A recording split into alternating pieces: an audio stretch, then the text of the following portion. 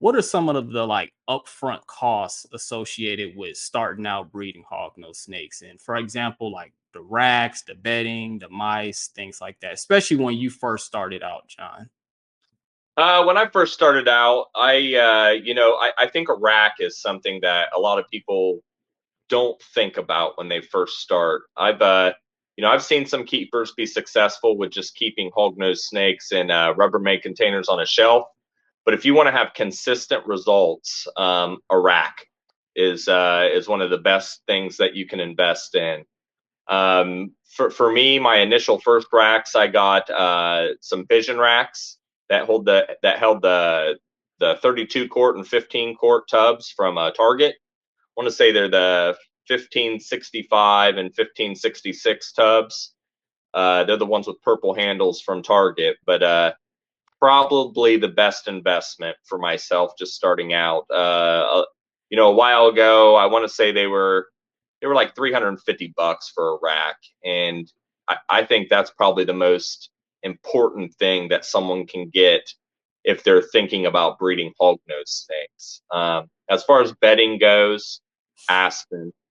If you can make sure you get aspen bedding, I use Sani chips, the coarse Sani chips.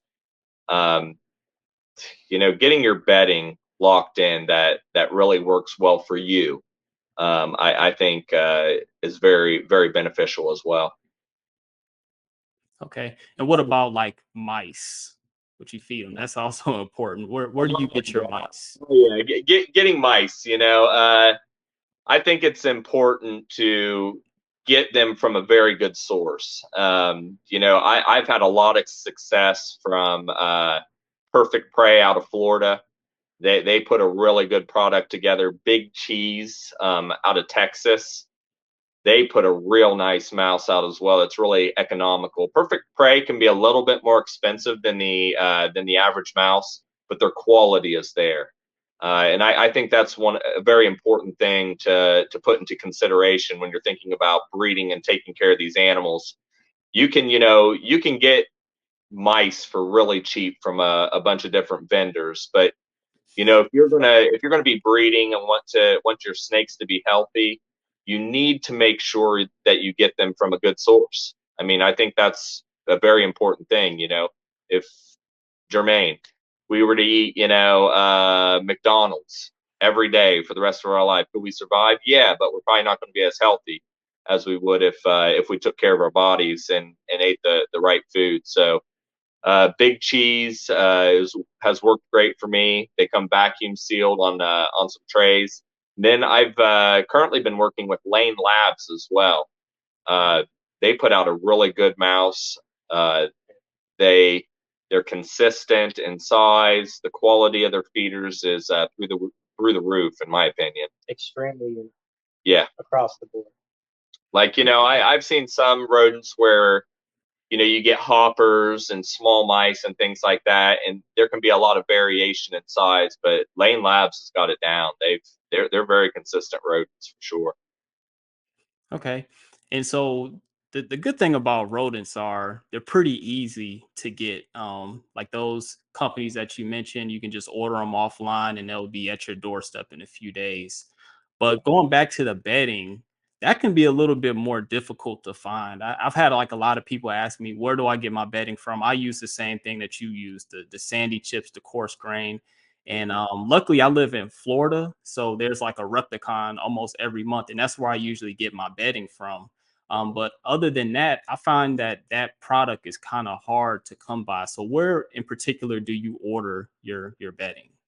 Well, fortunately enough, I built a great relationship with our local feed store here, and I think if you're going to look into breeding snakes and having consistency there, you need to start reaching out at your local partners to be able to get these products. So that Corsani chips, they're from PJ Murphy most of the time. Um, they put out a wonderful product, but like you said, the supply where you can get them it can be difficult sometimes. And I've built, like I said, a great relationship with my local feed store over the past, I don't know, I've been going there for probably 30 years, literally. since I was a little kid going in and out of there to get feeders for my snakes, and they were able to source it for me. So I get it in usually by about a half pallet at a time. I probably get between 20 and 30 bags at a time. And it usually lasts me a couple weeks. I think that's probably the most important thing that you can do. Reach out, think outside the box with that. Like you can find them online and things like that, but think about your feed stores that are local to you that may be able to get that stuff in at a little bit more volume and be able to, instead of just getting 1 or 2 bags, you might have to get 10, but you won't run out that way. And how I do it with them is, I go over with my truck and we pick up the whole pallet, and he just knows to order another pallet of them as soon as I pick them up, because it usually takes 7 to 10 days for him to get those in. And yeah, that's how I do it. Okay. And so I have a question for you, AJ, since you're doing a lot of the feedings of the babies, and we talked on Discord privately about a new rack system that you're getting. And so you've have experience with a few different type of racks that John has purchased. And so what are some of the things you will look for into getting a rack? Just from your experience on feeding like babies, which are can be difficult to feed, especially if you frighten. Uh-huh. Um, I think if you're talking about a hatchling rack in particular, I think what's the rack that you have Which with the one? little drawers, the very small The ones? little drawers. That's from PM Herps. PM Herps does a little. I don't even know what the tub is called, but I would say it's probably like a 1 quart. Okay. Would you think Yeah, it's about like very that? small. Yeah, it's like a one I quart mean, it's tub. probably about that big, by maybe that. I don't know if you can see that kind of. It's probably about that big by about that deep. They're pretty common with the breeders. Having them feel secure, especially with feeding and stuff like that, if you're going to put them in very large containers right off the rip, a lot of the times I've experienced them kind of being hold offish, or they want to get comfortable to that new environment. Um, yeah, Yeah, no, I don't know. In a rack system, I would say that as far as hatchlings that are on the market are concerned, that's what you're looking to get. Having said that, John and me have been talking to someone and getting custom racks built because nobody in the U.S. has been able to manufacture them for years and years, even though breeders have been asking that fit the FB5s that are going to be, I think, one of the best colubrid racks on the market. And we're going to 100%. import them in a serious quantity as well. It'll be really nice. Yeah, if anyone's had experience, after you go from that hatchling tub and you get, which AJ was talking about, I like to get them up into a bigger tub as soon as possible. A shoebox works great, a 6 quart tub Six from quarts. Walmart. That's a wonderful, wonderful tub to start out small hognose snakes with, but they grow pretty quick.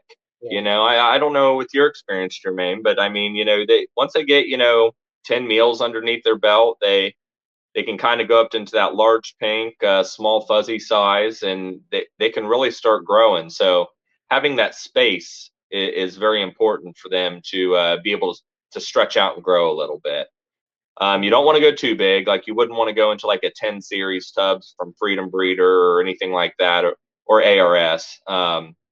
But just having that nice size, and AJ was just talking about, we do have those FB5s, which I want to say a few people here make PVC racks that can accommodate those FB5 size tubs. But having a commercial hatchling rack has been a little bit tough. So we reached out to Alu Racks. I want to say Germany. Yeah, Germany, I believe. Yeah, I think he's out of Germany. His name's Kim, but he put together a prototype to just see how his style of rack can actually hold these tubs, and man, it's wonderful. So it's going to be just like a Freedom Breeder style. The tubs are a little bit more narrow than a 6 quart, but longer, and they're about 5 inches tall. So they're going to be a wonderful rack for raising up some hognose snakes in for sure. Definitely. Yeah, and the rack holds 90 tubs. So I mean, if you're looking at breeding these guys. That's not commercial breeding with just a 90 tub. I mean, Jermaine, you've seen it. If you have, 4 females, you can get pretty close to 90 babies pretty quickly off those. But just having the space for the rack, and it's going to be awesome. So Okay. Definitely a kind of aluminum frame is a pretty big deal for me too. Is a new breeder, a new keeper on the market is something that I value a lot, simply just for cleaning and ease of use. Yeah. And to kind of add on to that, just from my experience, I also think it'd be a good idea to buy a rack where you can put multiple size containers in. So maybe like a 6 quart, a 15 quart, a 32 quart. So you can kind of move your snakes up as they grow without having to buy like a separate rack. And another thing me and AJ were talking about, I was asking him about a particular rack that you used to have, is how well they slide out, because you can scare a hognose if it doesn't slide out Definitely. nice and smooth, and then you just kind of gonna have to wait to the next time to feed that snake because now it's in flight mode.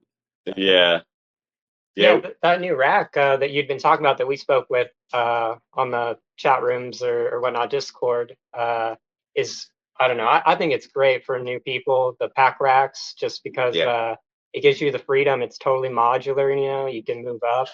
You can have your couple large breeding females and then all your hatchlings under them. And when it's time for you to scale down for the year, you can take all those out and reduce the size of it and go back to a smaller load on you. I don't know. I just think that's a really awesome feature to add to racks, especially for cleaning and everything like that. Really good product. yeah. Having those pack racks, it's going to be interesting. We ordered ours a few weeks ago. They should be Yep. coming here shortly, but it'll be interesting. We're demoing that rack and seeing how it does for us, and it'll be very interesting just to see how it works. And we're looking forward. He said he was going to be down in Daytona here in the next couple of weeks, so we're looking forward to talking to him in person, seeing what the future of those racks are, when we can get some more tubs and potentially some more racks. So He's going to have a prototype with all of his sizes of tubs that he's going to have available eventually also. So if any of you are going to Daytona, I highly recommend checking it out. yep. And I now have a Patreon account for those who want to support me even further. Here you will have access to exclusive videos, giveaways, as well as discounts. The link will be in the bottom in the description. And if you purchase Reppy links, feel free to use the discount code ShovelHogs to receive 5% off of all purchases.